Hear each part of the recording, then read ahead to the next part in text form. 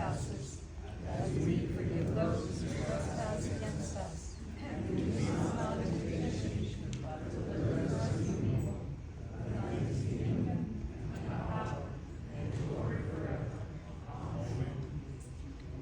Thank you all for being here today to honor the life of Richard. As we gather together, we reflect not only on the memories we share with him, but on the way he lived, his loyalty, his joy for life, and his dedication to the things and people he loved.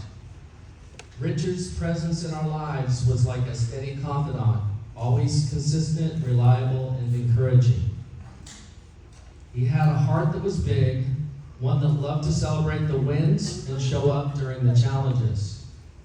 Whether he was watching a Giants game, spending time with Stacy, talking on the phone to Virginia, or out on the golf course with friends, Richard was always there with his unique sense of humor and warmth. Being a lifelong Giants fan, his loyalty was an essential asset. He was someone who always had your back. We were all lucky to have him in our corner. Even after my frequent errant golf shots, Richard was always there offering support. And by support, I mean what he would do, he'd say, "Hey Darren, why don't you hit another ball?" And I'm thinking, you don't have to ask me twice. I'll do it. Thank you, buddy. Thanks for your support. Maybe a third. Is that okay? Many of those times, great memories. These moments filled with laughter and connection will live on in our hearts forever. As you hear from others today, I expect to hear that these traits will be woven into each of these experiences. As we remember Richard today, I want to share a verse from Proverbs. A friend loves at all times, a brother helps in a time of adversity. Richard was the embodiment of this verse. Through every season of his life, he loved with unwavering generosity and trustworthiness. Richard could tell great stories, sometimes with a little embellishment, so you never quite knew. Once we were watching a Giants game, and they mentioned Brandon Crawford was available for all 162 games that year. And Richard's like, "Hey, Darren, you know, I had a perfect attendance record in high school." I was like, "Okay, thanks for sharing, Richard." And I thought he meant for 1 year only. And Richard corrected me, it was all 4 years at Foothill High. Perfect attendance. And, I always had my doubts about that. But Stacy found the actual achievement certificate. It's here today on the table.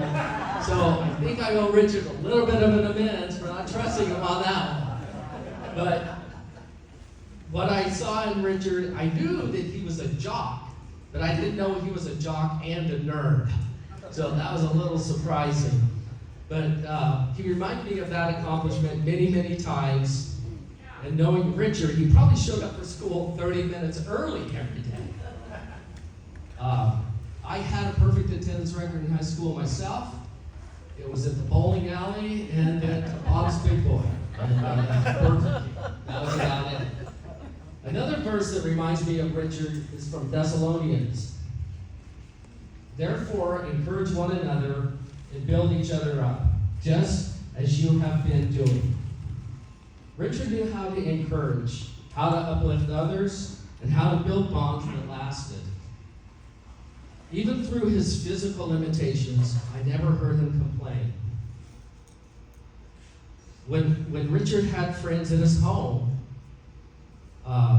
for Giants games, barbecue, ribs, he always had their needs foremost in his mind.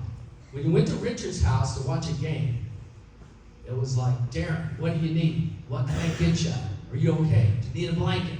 And one time I'm like, "No, Richard, I'm fine. Everything's perfect. Thank you for being a gracious host." But he always had his guests' needs at heart and not his own. One time I got a little frustrated with him. I said, "Richard, you know how you'll know when I need something?" He's like, "No, tell me." when I get my butt out of the recliner, go to the kitchen, into the refrigerator, and I get it myself. That's how you know.